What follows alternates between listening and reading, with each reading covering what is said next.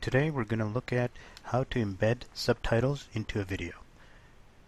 Google for a free software called AVS Video Converter.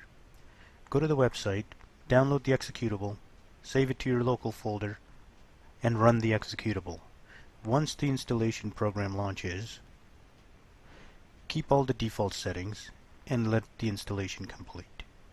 Once the installation is complete, we will do two examples on how to use this software and embed subtitles into the video. Now that the application is launched, I'm going to browse to a video where I already have subtitles loaded with the MP4 file. Now here, the name of the file contains some special characters in a different language.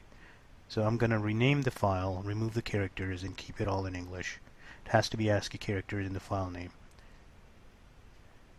I'm going to go back to the software. I'm going to add the file. I don't need to select the subtitles file, so we're only going to select the video. We're going to click on Advanced. In the Advanced tab, you'll see a drop down for subpicture. So you select the track which is for the subtitles. Click on the Convert button and let it finish. Browse to the folder where the M4V file is created.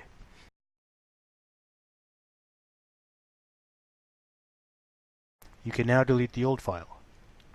Now since the application is running, in this case it would not let me delete it. It only deleted the subtitles file, so I have to close the application and then delete the file. I'm going to play the file just to give a quick look at what the content looks like. Just gonna run the video quickly. You can see that the subtitles are there. Gonna do one more quick test for another video. Another video, I have it downloaded here. You can see that there's also a subtitle file for that one and the MP4 file as well. Select the video, click on the Advanced button.